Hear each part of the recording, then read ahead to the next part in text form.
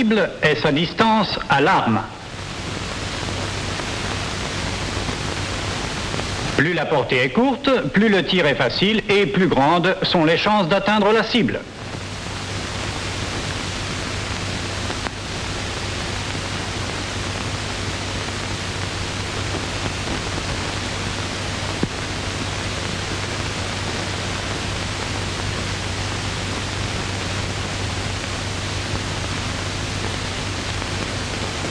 Le nombre de balles perdues augmente avec la portée.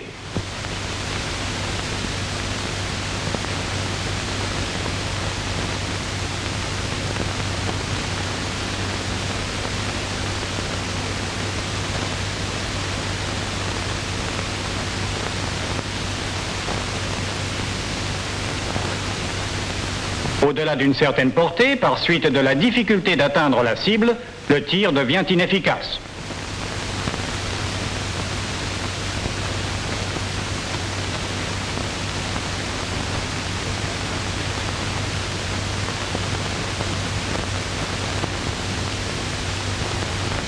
Un avion qui attaque se trouvera successivement à ces trois différentes portées, dans l'ordre inverse, quand il s'approche de l'objectif. Il sera d'abord à la portée limite où les chances d'atteindre la cible justifieront une rafale qui, après tout, pourra le préserver d'une attaque. Avec les méthodes de visée actuelles, cette portée est de 600 mètres. Quand la portée diminue, les chances d'atteindre la cible augmentent progressivement jusqu'à 400 mètres. Elles sont alors assez bonnes pour justifier un tir plus continu. C'est ce qu'on appelle la portée efficace. 150 mètres est considéré comme tir à bout portant. Tirer à 150 mètres ne présente aucun des problèmes de visée de tir à longue portée, problème que nous discuterons dans d'autres films.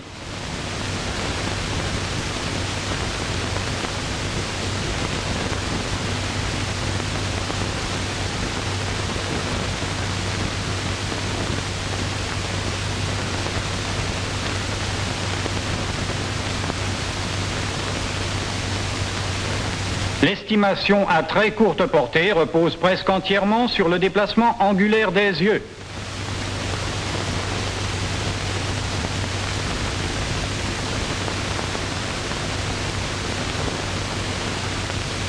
Ce déplacement, considérable pour un objectif rapproché, devient extrêmement faible quand sa distance augmente.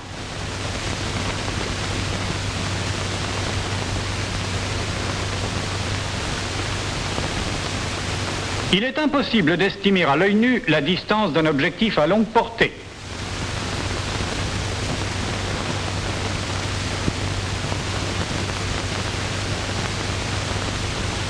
En général, cette estimation est possible grâce à l'environnement d'objectifs familiers, en comparant leur taille et position relative avec l'objectif.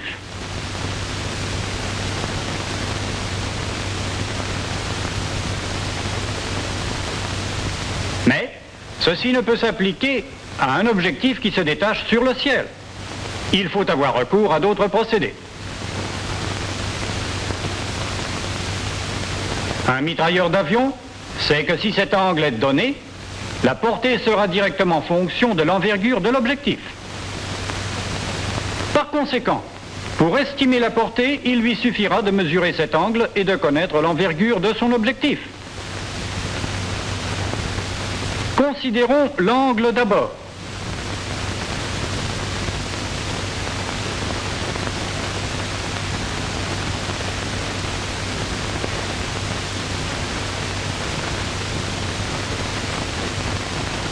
Il faut se rappeler que le viseur optique de tir type 3A met clairement en évidence contre le ciel l'image d'un anneau et d'un point de mire.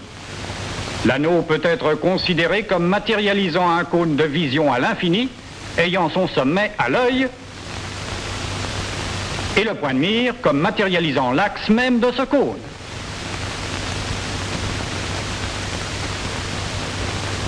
L'ouverture du cône est fonction de la grandeur apparente de l'image de l'anneau de visée.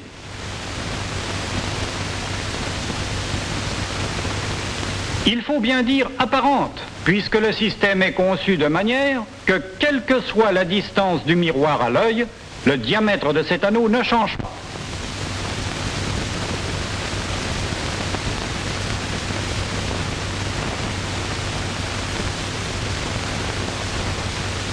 Le diamètre de l'anneau créé par le viseur optique de tir type 3A correspond à un angle de 4 degrés. Son rayon a la moitié, soit 2 degrés.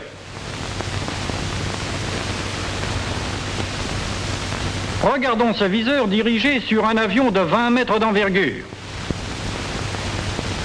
Tout ce qui est au-delà de la cible n'ayant pas d'intérêt, négligeons la partie du cône qui se prolonge plus loin.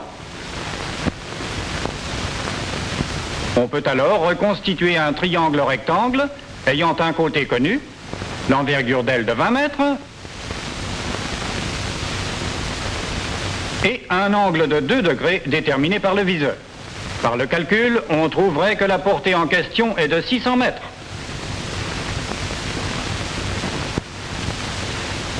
Donc, chaque fois qu'une aile de 20 mètres recouvrira le rayon de l'anneau de visée, elle se trouvera à 600 mètres de portée.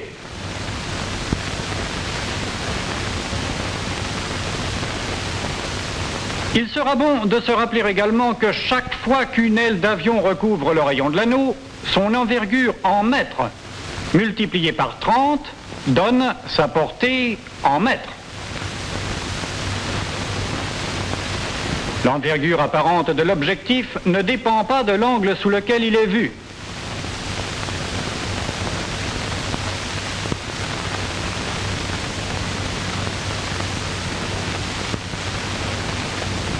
En somme, même sous une visée oblique, un avion de 20 mètres d'envergure à 600 mètres de portée recouvre presque entièrement le rayon de l'anneau.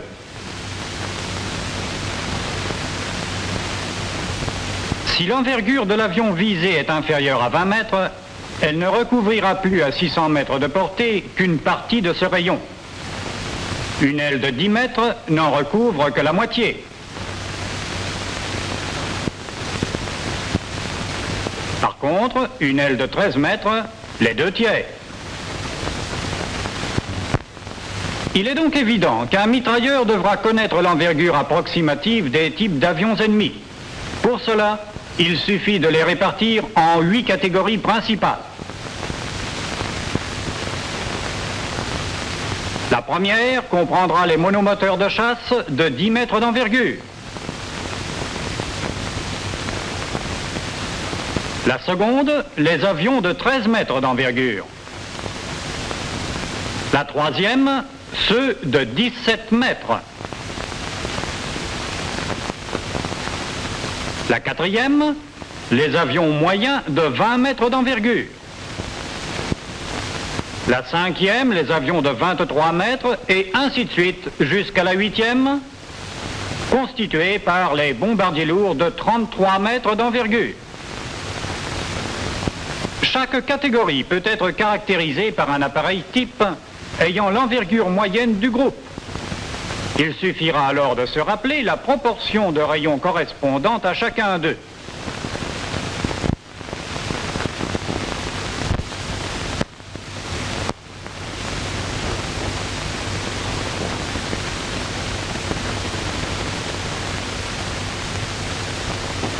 L'estimation de la portée n'a été considérée jusqu'à présent que pour la portée limite de 600 mètres. Il ne faut pas oublier que la portée efficace est de 400 mètres. Quand un avion s'approche, il paraît augmenter de grandeur. À la moitié de la portée, il paraîtra 2 fois plus grand.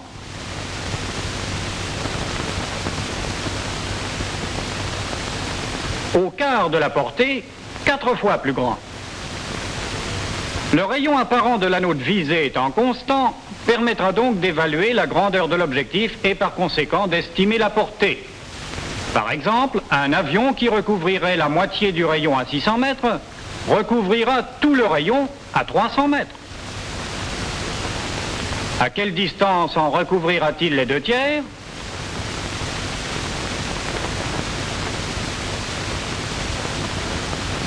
À 400 mètres.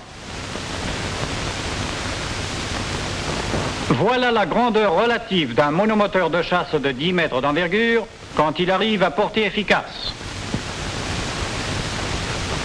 Voici d'autres exemples des catégories de plus gros appareils comme ils se présentent à portée efficace. Un mitrailleur doit reconnaître la silhouette de chaque catégorie d'avion, non seulement dès qu'ils apparaissent à portée efficace, mais également à bout portant, à 150 mètres. Ce n'est qu'après une longue pratique de l'identification des avions et de l'estimation de la portée qu'un mitrailleur pourra dire avec assurance « Voilà un Messerschmitt 110. Il est à 400 mètres. Et le voilà descendu. »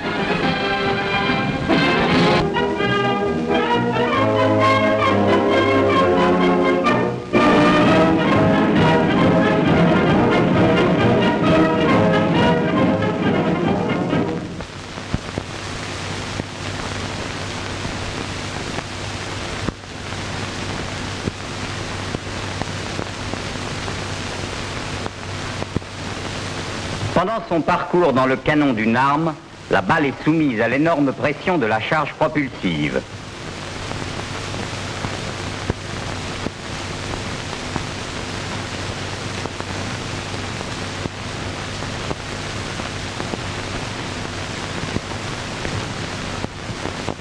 Il en résulte une accélération très élevée qui cesse brusquement quand la balle sort du canon. À partir de ce moment, la balle est sujette à deux forces principales qui vont influencer sa trajectoire. L'une d'elles, c'est la pesanteur. Comme on le sait, elle provoque une chute de la balle.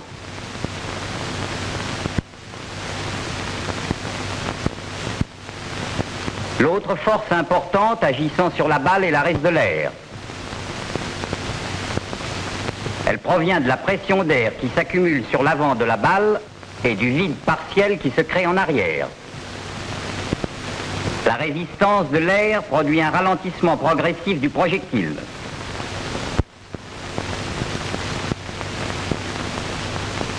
Et une réduction de sa puissance d'impact.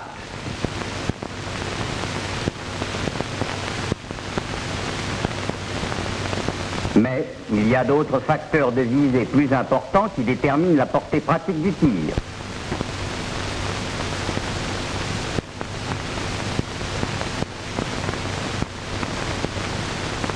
Quand une balle est tirée d'un avion en vol, elle suit une trajectoire résultant de deux vitesses. Celle acquise à la bouche du canon, de beaucoup la plus grande, est dirigée suivant l'axe de la pièce, et celle provenant de la vitesse de l'avion.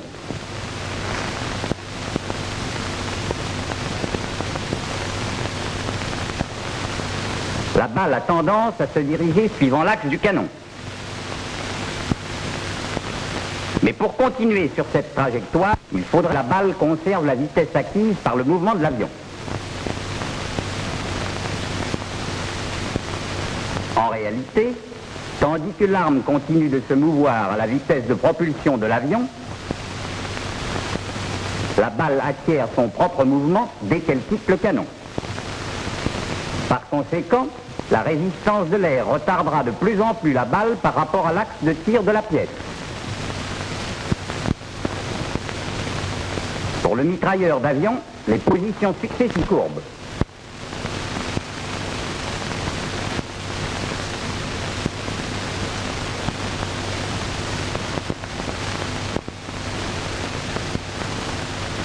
Des balles traceuses tirées par le travers donnent en effet l'impression de décrire des courbes et il est difficile de songer qu'en dehors de la courbe de chute due à la pesanteur, les trajectoires des balles restent rectilignes. La distance à laquelle la balle reste ainsi à chaque instant en arrière de l'axe du canon s'appelle dérivation.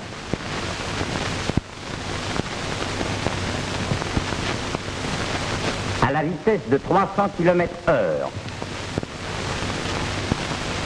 et à 600 mètres environ, cette dérivation peut être de 20 mètres. Voici une manche de 6 mètres à 600 mètres par le travers. Si on ne tenait pas compte de la dérivation, la visée serait naturellement faite sur le centre de la cible.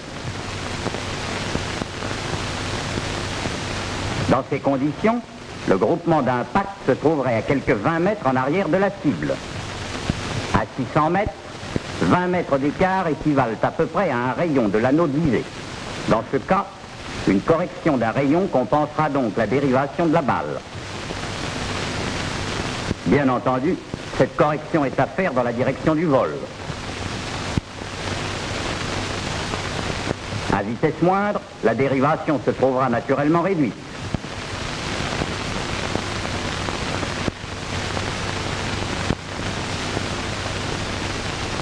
À 250 km/h, la correction de dérivation à 600 mètres correspond environ aux 3/4 du rayon.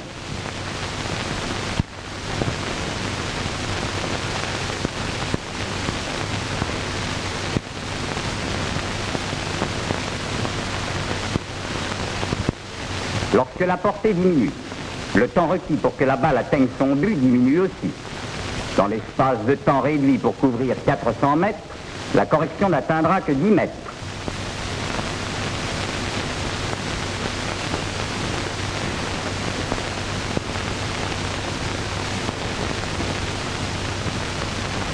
« 10 mètres correspondent aux 3/4 du rayon, à 400 mètres de portée. Cela sera la correction à faire.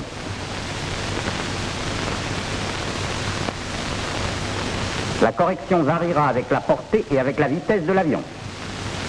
Voici des corrections types correspondant à différentes conditions de visée sur la partie avant de la manche. Normalement, les exercices de tir sont effectués à 300 mètres et à une vitesse relative de 250 km/h. Il faut se rappeler que la correction de dérivation correspondante est d'1/4 de rayon. Il faut noter surtout que ces corrections ne sont valables que pour le tir par le travers.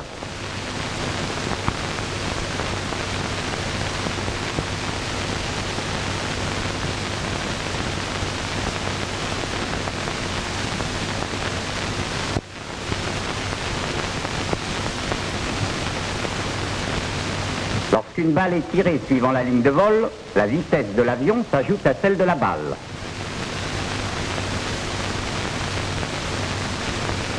À la plus grande vitesse qui en résulte, correspond une plus grande résistance de l'air. Mais il est bien évident que cette fois, le retard se produit suivant l'axe de tir et qu'il n'y a pas de correction à faire. Dans le cas du tir vers l'arrière, la visée n'a pas non plus à être corrigée.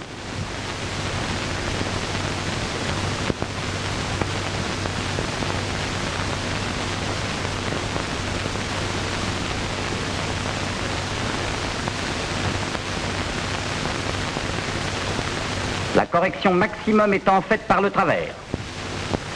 La correction étant nulle suivant la ligne de vol, on devra établir une direction arbitraire, limite de la correction.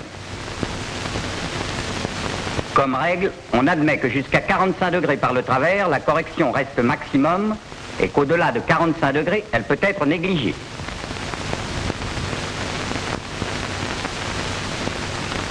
Cet angle limite de 45 degrés s'applique dans toutes les directions par rapport à la ligne de vol. Un mitrailleur visant une manche devra savoir apprécier cet angle de son emplacement dans la tourelle.